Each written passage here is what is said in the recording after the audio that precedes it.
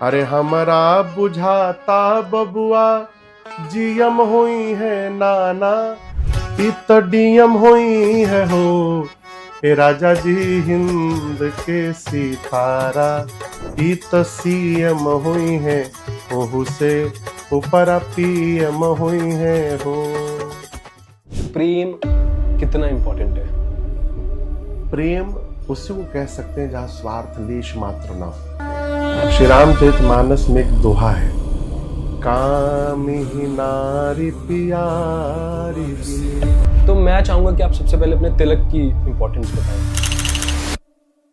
इस तिलक को ऊर्ध्वपुंड कहते हैं। आपको सुनकर आश्चर्य होगा, कथा गाते गाते मेरे वोकल कॉर्ड में नोड्यूल बन गया 2019 में, और सितंबर से लेकर दिसंबर तक ये स्थिति थी। मैं 90% तक मेरी आवाज जा चुकी थी। आप एक्सेप्शनल देखें तो विराट कोहली कम उम्र में इतनी सक्सेस देख ली है, और आई थिंक उसका एक बहुत इंपॉर्टेंट पार्ट है उनकी स्पिरिचुअलिटी। क्यों मिला उनको ये? कंटिन्यू हार्ड वर्क करना। आज के जो संगीत आ रहे हैं, भगवान मालिक। पहले वाला हरी अंग्रेजी का है, जल्दीबाजी में न रहिए, भगवान पर फेथ करिए। आजकल की युवा का सबसे बड़ी समस्या क्या है? तो तुरंत चाहते हैं। भगवान की रचना ही सर्वोपरि है, हम आप कुछ नहीं कर सकते, सब वही प्री प्लान्ड है एवरीथिंग।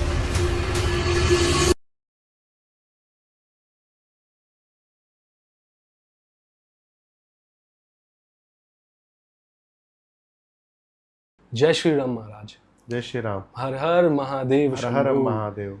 कैसे हैं आप? परमानंद में। ये साल क्योंकि अब खत्म होने को है, आप बताना चाहेंगे कि ये साल अभी तक आपके लिए कैसा रहा? कुछ, क्योंकि 3 महीने ही शेष है अब। केवल इस साल की बात नहीं कर सकते, हर साल आनंदपूर्वक बीतता है, क्योंकि जब राम कथा में ही रहना है, उठते राम कथा, बैठते राम कथा, सोते राम कथा, तो राम जी की कथा अमृत तुल्य है, और इनको गंगा जी की उपमा दी गई है। भगवान शंकर कहते हैं सकल लोक जग पावनी गंगा। तो जब नित्य गंगा में स्नान लग रहा है, हो रहा है, गोता लग रहा है, तो आनंद ही आनंद है। क्योंकि आप भिलाई की पावन धरती पर श्री राम कथा कर रहे हैं, तो मैं पूरे भिलाई वासियों, छत्तीसगढ़ के प्रदेश वासियों की तरफ से आपका स्वागत करना चाहूँगा। धन्यवाद। और क्योंकि हम एक पूरा ये जो पॉडकास्ट होगा प्रभु श्री राम के बारे में बात करेंगे, स्पिरिचुअलिटी के ऊपर हम ज़्यादा बात करने वाले हैं, तो मैं ज़रूर चाहूँगा कि आप एक अच्छा सा छोटा कोई भजन का एक श्लोक गा के पहले तो इसकी पूरे पॉडकास्ट की एक वाइब ही सेट कर दें। मंगल भवन मंगल हारी, ये गा दीजिए, क्योंकि ये कुछ लोगों ने इसका, आपने जैसा कहा था कि अनर्थ कर दिया, तो हम इसका अर्थ कर देते हैं प्रॉपर। इस चौपाई को मेरे पूज्यपाद गुरुदेव भगवान कहते हैं, बेटा ये श्री रामचरितमानस की प्रथम चौपाई है। पूज्यपाद गोस्वामी श्री तुलसीदास जी महाराज ने सबसे पहले इस चौपाई की रचना की, और इस चौपाई को ले जाकर जहाँ पर है वहाँ पर इसको रख दिया। मानस के प्रसंग में देखा जाए तो जब कैलाश के शिखर पर माँ भगवती भवानी जी ने भगवान शिव से राम जी की कथा पूछी, तो उस कथा को गाने के पहले भगवान शिव माँ के सन्मुख मंगलाचरण करते हैं, और उस मंगलाचरण की ये चौपाई है। तो मैं इसको उसी भाव में गाता हूँ जिस भाव में आप सुने हैं। बिल्कुल, प्लीज। हाँ। भगवान शंकर कहते हैं माँ से, देवी एजि मंगल भवनाया मंगल हारी, द्रवऊ सुदशरथ अजिर बिहारी। इसका अर्थ है चौपाई का, राम जी कौन है? मंगल भवन, राम जी मंगल के घर हैं। दूसरा, अमंगल हारी, जीवन से अमंगल का हरण करने वाले हैं वो राम जी। द्रवऊ, द्रवऊ मतलब मेरे ऊपर द्रवित हुई है। कौन? सुदशरथ अजिर बिहारी। कई लोग इसको अजर बिहारी भी गा देते हैं, लेकिन वो अशुद्ध है, पूर्ण रूप से अशुद्ध है। अजर बिहारी नहीं है, अजिर बिहारी। अजीर अजिर यानी आंगन। श्री दशरथ जी के आंगन में जो राम जी विहार करते हैं वो राम जी मंगल के भवन हैं, अमंगल का हरण करने वाले हैं। वो राम जी मेरे ऊपर द्रवित हों, कृपा करें। ये इस चौपाई का अर्थ है। जब आपको पहली बार इससे रिलेटेड मीम्स दिखाए गए थे तो आपकी पहली प्रतिक्रिया क्या थी? मैं तो आपके थोड़ी क्या देर reaction? सदमे में आ गया था कि ये क्या हो गया, लेकिन उसके बाद एक के बाद एक दिखाई देने लगा। तो फिर इसका एक सकारात्मक दृष्टिकोण ये है कि इसी के कारण आज सबके जुबान पर ये चौपाई पहुंच तो चली गई। इसी बहाने वो मानस की इस चौपाई का गुणगान भी तो करते हैं, गाते हैं। तो मानस के हर चौपाई में राम जी समाहित हैं। इसी बहाने उनके मुख से राम जी का नाम भी उच्चारित हो रहा है। जय श्री राम। महाराज, जब मैं आपका चेहरा देख रहा हूँ तो मुझे ना वो पूरी पॉजिटिविटी मिल रही है आपसे, बहुत ज़्यादा अच्छी एनर्जी आ रही है। और एक चीज़ जो मैं आपके इतने प्यारे से मुख पे देख पा रहा हूँ वो ये तिलक है। और हर गुरु, हर महाराज, शंकराचार्य जी, हर व्यक्ति अलग तरीके का गुरु तिलक लगाता है। आप जैसे देखेंगे प्रेमानंद महाराज जी, उनके ऐसा बहुत हर व्यक्ति एक डिफरेंट तिलक लगाता है। तो मैं चाहूँगा कि आप सबसे पहले अपने तिलक की इम्पोर्टेंस बताएं। देखिए, ये इस तिलक को ऊर्ध्व पुंड्र कहते हैं। ऊर्ध्व यानी ऊपर। जो तिलक नीचे से ऊपर की ओर बढ़े उसको ऊर्ध्व पुंड्र कहते हैं। तो ये ऊर्ध्व पुंड्र है। जितने आपको वैष्णव संत मिलेंगे, वैष्णव कहे तो राम, कृष्ण, विष्णु, हरि, नारायण, भगवान के जितने अवतार हैं, उन अवतारों को जो इष्ट मानते हैं, जो वैष्णव भक्त हैं, वो ऊर्ध्व पुंड्र तिलक लगाते हैं।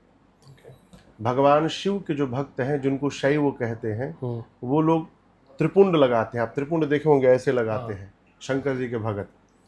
और जो शक्ति की उपासना करते हैं, देवी की, माँ की, किसी भी रूप में करें, वो शाक्त परंपरा से वो गोल टीका लगाते हैं यहाँ पर माथे पर। तो ये तो 3 प्रकार हो गया। अब वैष्णव में भी कई प्रकार के तिलक आपको मिलेंगे। तो ये इस कारण है कि जो जो आचार्य चरण आए हमसे पूर्व में, पूर्वाचार्य जो चरण आए, उन आचार्यों ने अपना एक संप्रदाय बनाया और संप्रदाय के अनुसार उनका तिलक हुआ। तो ये तिलक बताता है कि हम किस संप्रदाय से दीक्षित हैं। और जब एक आम आदमी इस तिलक को लगाता है तो उनके लिए क्या बेनिफिट्स हो सकते हैं डेली बेसिस के दिन पे, जब वो पूजा करने के लिए? तिलक क्यों लगाना है?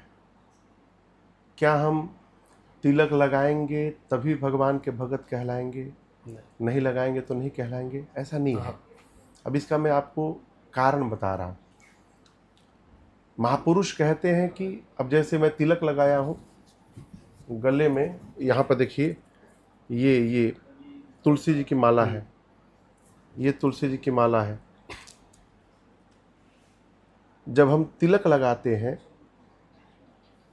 और तुलसी धारण करते हैं, इसका व्यवहार ये है, तिलक को भगत के माथे का सिंदूर बताया गया है और तुलसी माले को भगत के गले का मंगलसूत्र बताया गया है। कोई स्त्री मार्केट में चल रही है, बाजार में चल रही है, समाज में चल रही है, और उसके माथे पर यदि सिंदूर है तो इससे पता चलता है कि उसका स्वामी अभी है, वो अनाथ नहीं है। गले में मंगलसूत्र है तो पता चलेगा कि उसका स्वामी है, अभी वो अनाथ नहीं है। उसी प्रकार भगत के माथे पर तिलक रहता है तो ये पता चलता है कि हम अनाथ नहीं है, हमारे स्वामी हैं। दूसरी बात, तिलक लगा करके आप जब बाजार जाएंगे, कहीं भी जाएंगे, तो किसी ऐसे स्थान पर जहाँ नहीं जाना चाहिए, वहाँ जाने में आपको संकोच होगा, क्योंकि हम तिलक लगाए हैं और यदि वहाँ जाएंगे, जैसे मदिरालय है, तिलक लगा के आप मदिरालय पर जाएंगे तो आपके मन में सोच होगा कि कोई देखेगा तो क्या कहेगा, तिलक लगा के ये शराब की दुकान पर बैठे हुए हैं। तो ये तिलक हमको गलत मार्ग पर जाने से रोकेगा, इसका लाभ है। आई थिंक मैंने जब आपके बारे में थोड़ा जानने की कोशिश की तो मुझे एक चीज़ हम दोनों में कॉमन मिली, वो था कि हम दोनों गॉड्स के प्लान पे बहुत ज़्यादा ट्रस्ट करते हैं। क्योंकि आपकी डेस्टिनी भी जिस तरीके से आपको इस आध्यात्मिक और भक्ति वाले उस पर लेके आए, वैसे मैं भी गॉड्स के प्लान पे बहुत ट्रस्ट करता हूँ। उस पर आप क्या कहना चाहोगे? क्योंकि आपकी जो स्टोरी रही है फ्रॉम वो एक सिंगिंग शो से देन लाइफ चेंज्ड? नहीं, देखिए, भगवान की रचना ही सर्वोपरि है। हम आप कुछ नहीं कर सकते, सब वही प्री प्लान्ड है, एवरीथिंग। यस।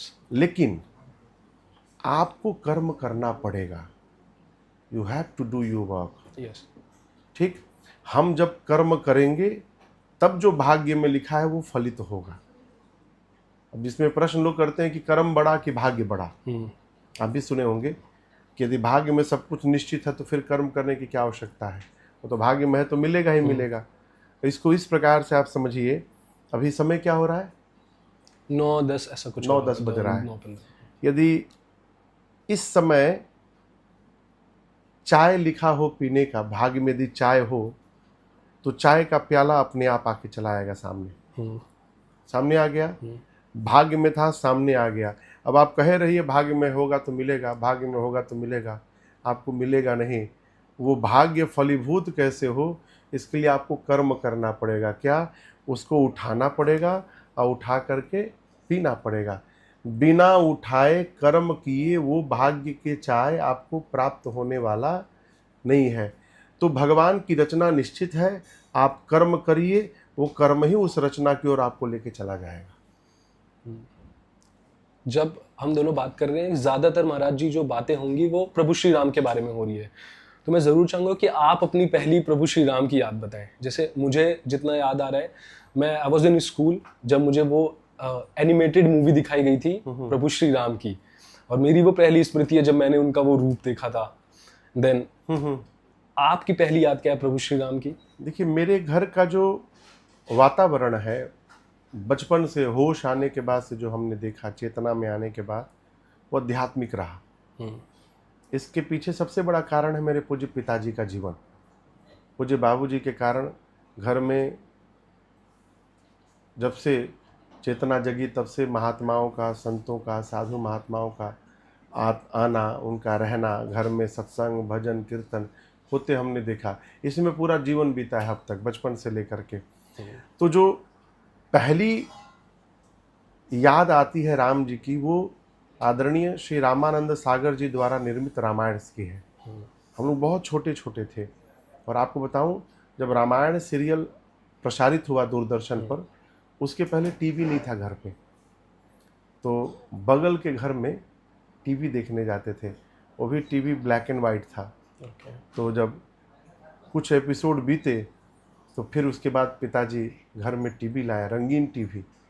तो उस समय घर में इतनी भीड़ होती थी, आप कल्पना नहीं कर सकते, उसको देखने के लिए, रामायण सीरियल को देखने के लिए। और मुझे अच्छी तरह से याद है कि पूज्य बाबूजी टीवी के ऊपर प्लेट में प्रसाद रखा जाता था, मिठाई, पंचपात्र रखा जाता था, आरती रखी जाती थी, बकायदे टीवी में आरती उतारी जाती थी, भोग लगता था राम जी को टीवी में वो प्रसाद, और फिर जितने श्रोता आते थे, उन दर्शक आते थे, उनको प्रसाद वितरण किया जाता था। तो मुझे जो पहला याद है, पहली याददाश्त जो मेरी है राम जी की, वो उस सीरियल से मेरे मन में राम जी की आकृति छपी। उसके बाद से घर में साल में मान के चलिए, घर मिलाकर, गांव मिलाकर और तीर्थ स्थान मिलाकर के कम से कम 10 से 12 स्थान पर पूज्य पिताजी वर्ष भर में अखंड श्री रामचरितमानस का पाठ कराते थे। तो उसमें हम लोग सपरिवार जाते थे। तो बचपन से मानस जी को गाते गाते गाते गाते वो यात्रा यहाँ तक पहुँची है। आपने कभी इस बारे में सोचा है कि आपकी लाइफ का पर्पस क्या है, उद्देश्य क्या है? देखिए, सब मनुष्य, केवल मेरे लाइफ का नहीं, हर मनुष्य के जीवन का उद्देश्य है। क्या? जो फाइनल डेस्टिनेशन है वो भगवत प्रीति की प्राप्ति है। हम तो कहते हैं भगवत प्राप्ति भी नहीं, भगवत प्रीति। क्यों? भगवत प्राप्ति के बाद तो फिर यात्रा पूरी हो जाएगी। जो आनंद यात्रा में है वो अद्भुत आनंद है। तो भगवत प्रीति प्राप्त हो जाए, ये हर मनुष्य के जीवन का सर्वोच्च गोल होना चाहिए। माया के कारण समाज में आने के बाद आपको सुनकर आश्चर्य होगा, कपिल भगवान जब अपनी माँ देवहूति जी को सांख्य शास्त्र का उपदेश किए, तो उसमें कहते हैं कि माँ, जब जीव जन्म लेने वाला रहता है माँ के गर्भ से, तो उसको ठीक जन्म के पहले पेट में ही, माँ के गर्भ में ही भगवान दर्शन देते हैं। और केवल दर्शन नहीं देते, दर्शन देने के बाद उस जीव को उसके 100 जन्म को दिखाते हैं पिछले, कि तुमको ये शरीर मिला तो तुमने ये कर्म किया, ऐसा शरीर मिला तुमने ये कर्म किया, अब तुम मनुष्य बनने जा रहे हो। तो गर्भ में जब जीव रहता है उस समय बहुत पीड़ाएं झेलता है। वस्तुतः वही नरक है। आप देखिए, माताएं कहती हैं कि बच्चा चल रहा है, हिल रहा है, वो हिलता नहीं है। उसको इतनी बिच्छू के डंस बराबर उसको पीड़ा होती है, तो वो छटपटाता है, बाहर लगता है बच्चा चल रहा है। कभी कभी इतनी पीड़ा होती है कि वो मूर्छित हो जाता है, तो माताएं कहती हैं 1 घंटे से 1.5 घंटे से हिल नहीं रहा है। तो जब जन्म का समय आता है तो जीव भगवान से कहता है, प्रभु एक बार यहाँ से बाहर निकालिए, जाकर के इतना भजन करूँगा मैं, इतना भजन करूँगा आपका कि इस आवागमन से मुक्ति प्राप्त हो जाए। ये हमने भी कॉल किया है भगवान से, आपने किया है, इन सब ने किया है, लेकिन याद है क्या? याद है? यही माया का प्रभाव है। जीव जैसे जगत में आता है, माया का ऐसा लेयर चढ़ता है उसके ऊपर, आवरण, जिमि जी वही माया लपटानी। तो उसी प्रकार जैसे जीव पर माया का आवरण चढ़ा, वो जितना भगवान से प्रॉमिस किया सब भूल गया और आ करके, इसीलिए सत्संग आवश्यक है। सत्संग इस आवरण को खोल देता है, तब जीव को स्मरण आता है हम तो भगवान से कुछ वचन दिए थे, और फिर वो भजन में लग जाता है। तो हर मनुष्य का जीवन का यही सर्वोच्च कहे तो यदि लक्ष्य हो, तो उसको अपने कर्तव्य का निर्वाह करते हुए, अपने कर्म का, जैसे आप अभी कर्म कर रहे हैं, भैया अपना कर्म कर रहे हैं, तो अपने कर्म का निर्वाह करते हुए, क्योंकि व्यवहारिक जगत में आपको कर्म करना पड़ेगा, आपको जॉब भी करना पड़ेगा, नौकरी भी करनी पड़ेगी, तो ये कर्म व्यवहार करते हुए भगवत प्रीति कैसे प्राप्त हो जाए, भगवान के चरण में प्रीति कैसे जागृत हो जाए, जागृत होने के बाद कैसे दृढ़ हो जाए, इसका प्रयास करना चाहिए। मैंने कहीं पढ़ा था एक बहुत खूबसूरत लाइन, और ये सिर्फ मैं जो यूथ इस पॉडकास्ट को देखने वाला है उसके लिए है, कि ऐसा कहा जाता है कि जब आप लक्ष्मी ज्ञान के पीछे भागते हैं, जो माँ सरस्वती का जो प्रतीक है, जब आप सरस्वती के पीछे भागते हैं तो लक्ष्मी आपके पीछे आती है। जब आप लक्ष्मी के पीछे भागते हैं तो ज्ञान सरस्वती जी आपके पीछे नहीं भागती हैं। बट जब आप भक्ति के पीछे भागते हैं तो माँ लक्ष्मी, माँ सरस्वती दोनों आपके पीछे आएगी। तो मैं चाहूँगा कि आप युवाओं को बताओ कि क्यों स्पिरिचुअलिटी कलयुग में बहुत ज़्यादा इंपॉर्टेंट है, उस चीज़ को पाने के लिए जो लाइक ओवर द बाउंड्री वाली सक्सेस जो बहुत कम लोग पा पाते हैं। आप ओवर द बाउंड्री सक्सेस किसको मानते हैं? जैसे आप एक्सेप्शनल देखें तो विराट कोहली, जैसे मेरे लिए एक एग्जांपल हो जाएगा, उन्होंने बहुत कम उम्र में इतनी सक्सेस देख ली है, और आई थिंक उसका एक बहुत इंपॉर्टेंट पार्ट है उनकी स्पिरिचुअलिटी। क्यों मिला उनको ये? Hard work, continue hard work, consistency.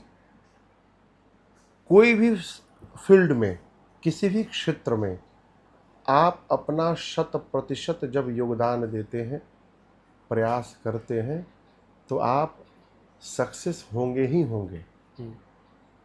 और यदि, फिर बोल रहा हूँ, यदि नहीं हो पा रहे हैं, इसका अर्थ कि आप फेल नहीं हैं, आप गलत दिशा में प्रयास कर रहे हैं। आप उस काम के लिए बने ही नहीं हैं जिस काम में आप प्रयास कर रहे हैं, आप दूसरे काम के लिए बने हैं।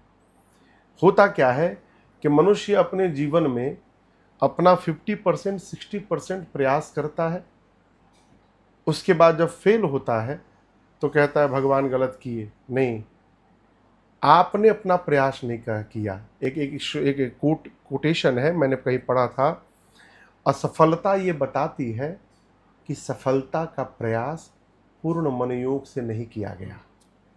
मैंने बहुत पहले कहीं पढ़ा था, लिखा हुआ, स्मरण में है अब तक। आप यदि अपना 100% योगदान दे रहे हैं, पूरी ऊर्जा पूरी क्षमता से अपना प्रयास कर रहे हैं, उसके बाद यदि आपको सफलता नहीं मिल रही है तो निराश नहीं होना चाहिए। फिर ये मानना चाहिए कि इस काम के लिए हम बने ही नहीं हैं, हम दूसरे काम के लिए बने हैं। लगे रहिए, समय परिस्थिति ठीक आपको वहां लेकर के पहुंचा देगी। अब अध्यात्म क्यों आवश्यक है जीवन में? अध्यात्म देखिए, भगवान के भजन का, कीर्तन का, सत्संग का क्या उद्देश्य है, इसको समझिए। हम राम जी की कथा गाते हैं, भगवान की कथा गाते हैं, निरंतर गाते हैं, तो इसका कदाप ये अर्थ नहीं है कि हमारे ऊपर कोई विपत्ति नहीं आएगी, हमको कोई दुख नहीं होगा, हमको भी कोई बीमारी नहीं होगी।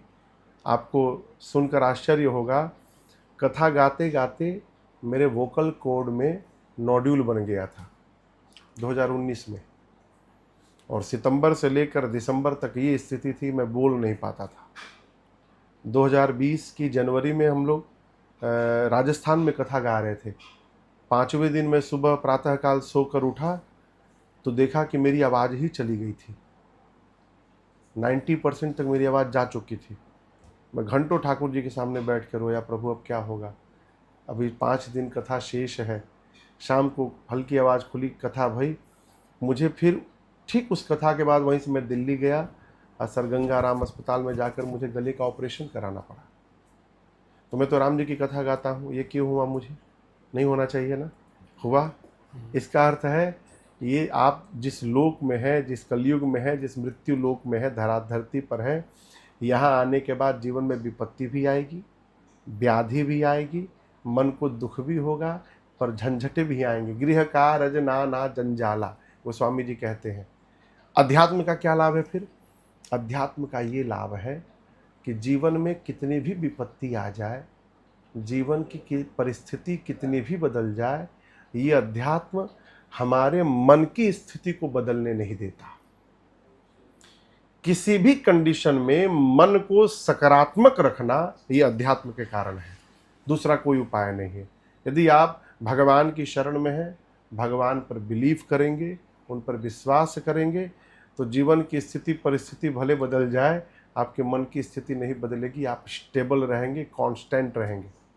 ये इसका लाभ है। आई थिंक इसकी सबसे जो खूबसूरत बैक स्टोरी है ये आपका भगवान के लिए, देवी देवताओं के लिए प्रेम। क्योंकि जब ऐसा किसी के साथ होता है तो एक आम आदमी गेट्स ब्रोकन कि अरे यार मेरे साथ क्यों किया भगवान, मैं तो दिन भर आपका ही नाम ले रहा हूँ।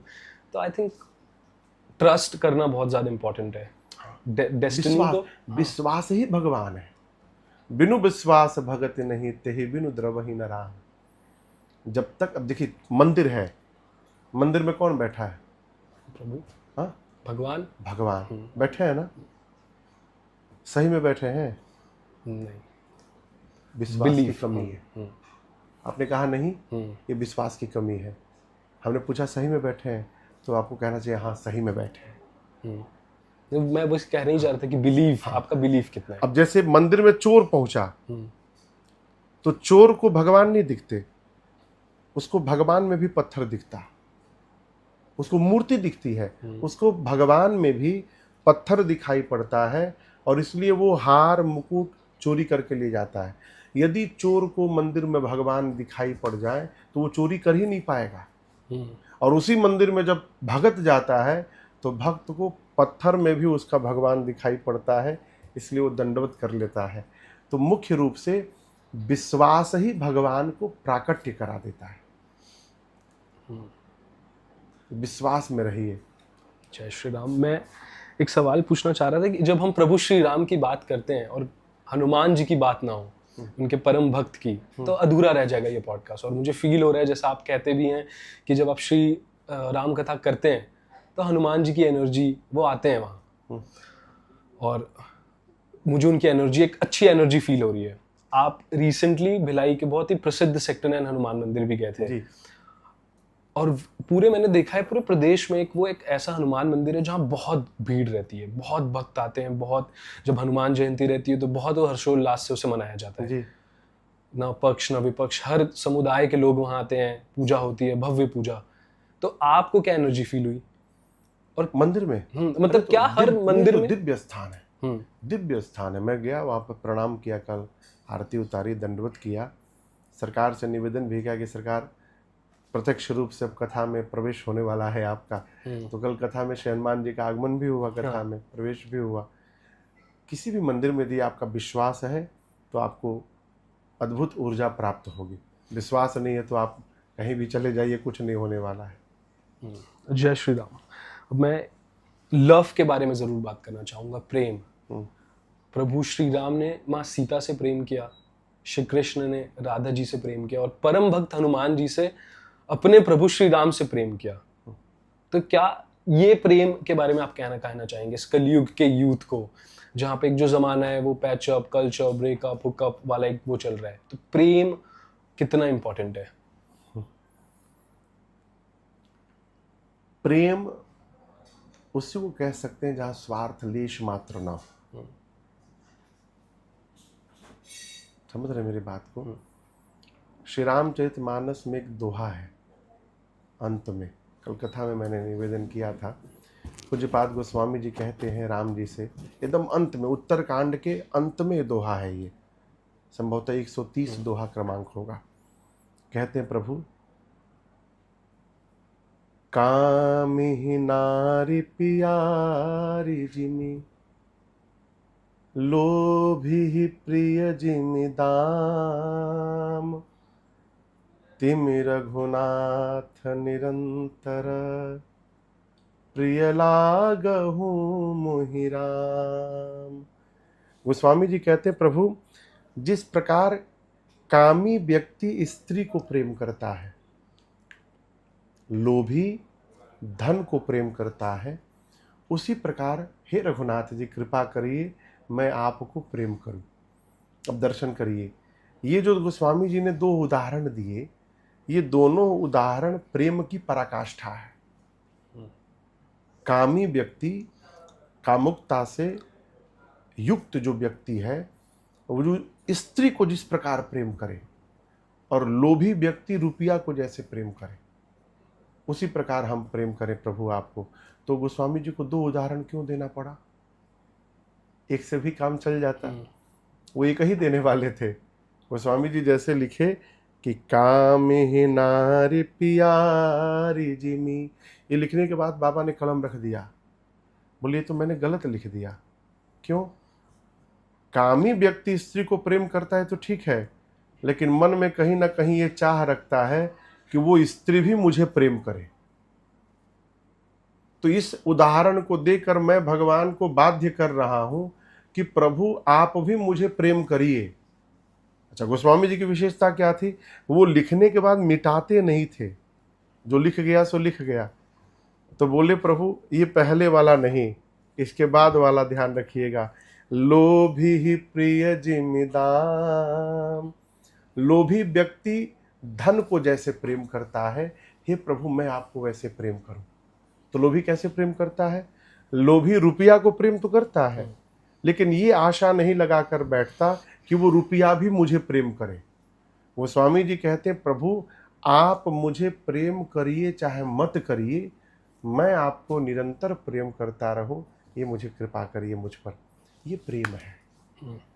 प्रेम में चाह नहीं होती, एक्सपेक्टेशंस नहीं होती। प्रेम में अर्पण होता है, प्रेम में तर्पण होता है, अब प्रेम में आत्मसमर्पण होता है। जब ये तीनों जुड़ेंगे तो वो प्रेम पराकाष्ठा को प्राप्त कर जाएगा। अब ये पॉडकास्ट अधूरा रह जाएगा कहीं आप एक इस पे कोई अपना भजन ना गा दे, प्रभु श्री राम सीताराम से रिलेटेड। कौन सा भजन आपके स्मरण में कोई है? सीताराम सीताराम, आई थिंक उनका नाम ही प्रेम है। सीताराम सीताराम सीताराम कहिए, जाहि विधि राखे राम, ताहि विधि रहिए।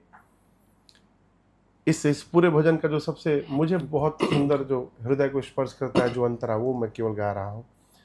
जिंदगी की डोर सौंप हाथ दीनानाथ के, जिंदगी की डोर सौंप हाथ दीनानाथ के, महलों में राखे चाहे झोपड़ी में बास दे।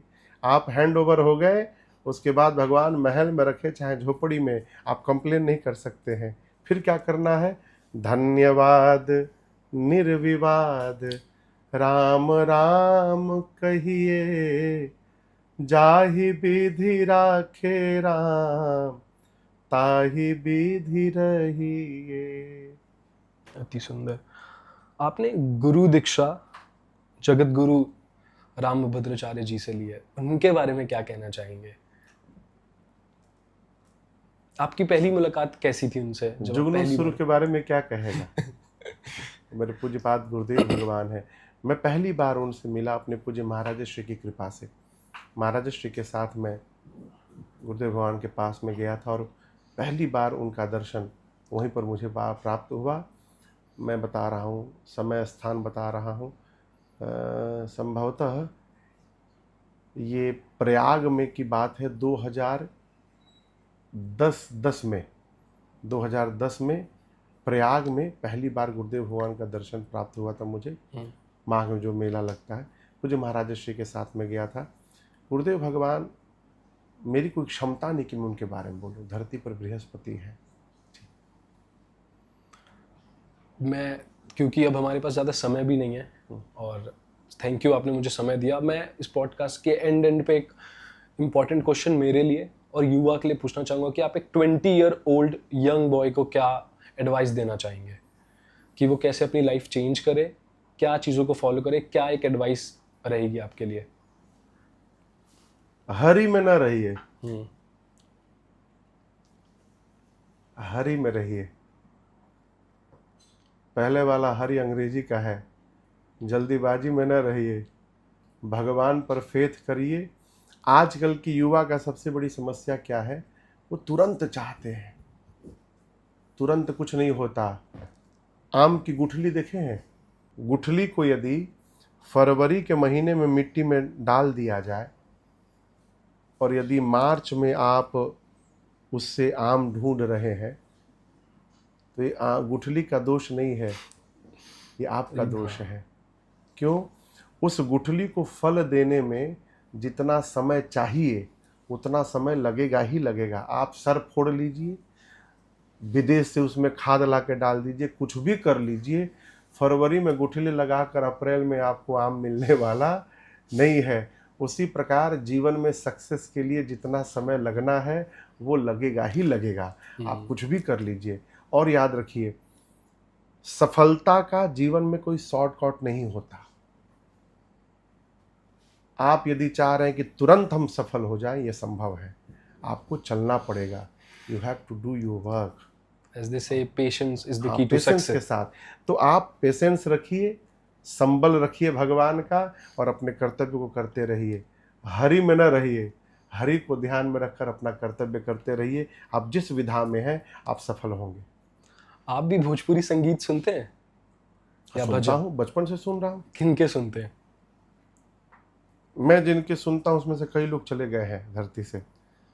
मैं सुनता हूँ, अभी भी सुनता हूँ, आदरणीय गायत्री कुमार ठाकुर जी को। वो मानस जी गाते थे, श्री रामचरित मानस को भोजपुरी में अनुवाद करके गाते थे। उनके कई गीतों को मैं कथाओं में गाता हूँ। मैं सुनता हूँ भोजपुरी सम्राट आदरणीय भरत शर्मा व्यास जी को, मर्यादित गीत गाते हैं, बहुत अच्छे गीत गाते हैं। मैं सुनता हूँ देव कुमार सिंह जी को, पहले सुनता था मुन्ना सिंह जी को बचपन में जब छोटे थे तब। अभी वर्तमान में भरत शर्मा जी को कभी सुन लेते हैं, अथवा गायत्री चाचा को सुन लेते हैं। उनको हम लोग चाचा कहते हैं बचपन से। जो भी अच्छे गीत गाए, लोकगीत गाए, पारिवारिक, ऐसे गीत जो हमको कुछ संदेश दे सके, उनको मैं सुनता हूँ। और आज के जो संगीत आ रहे हैं किसमें? भोजपुरी इंडस्ट्री में? भगवान मालिक है, मैं कुछ कहूँगा। भगवान, ठीक है। देखिए, जिस गीत को आप अपने परिवार के साथ बैठकर नहीं सुन सकते, वो गीत नहीं है, वो श्राप है समाज पर। क्योंकि समय नहीं है ज़्यादा, तो मैं इस पॉडकास्ट को आज के लिए तो एंड करना चाहूँगा। एंड इसको एंड करने से पहले मैं चाहूँगा कि आप अपना फेमस सोहर गीत गा दें। Which one? यूपी सीएम हुई हैं। अच्छा, हाँ। अब देखिए इस गीत को। इस गीत को आप सुनकर आश्चर्य होगा, मैंने सबसे पहले बचपन में, जब छोटे थे हम लोग, तब इस गीत को मैंने आदरणीय गायत्री चाचा के मुख से सुना था। ये उनके मुख से गाया हुआ गीत है। इस गीत में 2 महापुरुषों की रचना है। आधा गीत अब तो नहीं रहे, भगवान के धाम चले गए, स्वर्गीय श्री शिवानंद मिश्र शिकारी जी। आधा गीत उन्होंने लिखा है, और आधे गीत की रचना बक्सर के एक विप्रदेव हैं, आचार्य चरण है पूज्य श्री लक्ष्मण दुबे लहरी जी। आधा गीत उनकी रचना है। दोनों को मैंने जोड़ करके गीत बनाया है, जिसको आप, सबसे पहले इस गीत को मैंने 2018 में गाया था। इसी रायपुर में कथा थी, भिलाई के बगल में। 2018 अक्टूबर में इस गीत को मैंने गाया था। उसी समय यूट्यूब पर एक कथा गई, ये भजन गया था। ऐसन मनोहर मंगल मूरत, सुहावन सुंदर सूरत नु हो, ए राजा जी ये करे तराहल जरूरत मुहूर्त खूबसूरत नु हो। आपको समझ में आ ही रहा होगा। हाँ। अरे हमरा बुझाता बबुआ जीएम हुई है नाना, इत डीएम हुई है हो, ए राजा जी हिंद के सितारा, इत सीएम हुई है, ओहू से ऊपर पीएम हुई है हो। क्योंकि मैं भी आपके भजन्स का फैन हूँ। मैं और दीपक जी तो धन्यवाद। डेली सुबह आते हैं तो यही गीत चल रहा है, और अभी तो जब कथा नहीं आ पा रहे हैं तो लाइव आपके उस पे देख रहे हैं। तो मैं डेफिनेटली आपको थैंक यू करना चाहूँगा। धन्यवाद। और एक रिक्वेस्ट करना चाहूँगा कि और प्लीज ऐसे भजन्स लाइए कि हम सुनते रहें। अच्छा ठीक है। और ऐसे अच्छे अच्छा भजन ठीक है, कि वो बहुत viral सारे हो। भजन हैं। हाँ। एक भजन है, अरे राजा जी खजनवा वाह। दे दा, रानी जी गहनवा दे दा, बाजी नाम जीरा ऐसे हीरा रतनवा दे दा, राजा जी खजनवा दे दा। ये राम जन्मोत्सव के बधाई का पद है। तो ऐसे बहुत सारे पद हैं, लोग सुनते हैं। थैंक यू महाराज। धन्यवाद। जय श्री राम। आपने जय श्री समय राम। दिया। बहुत बहुत धन्यवाद। जय श्री राम।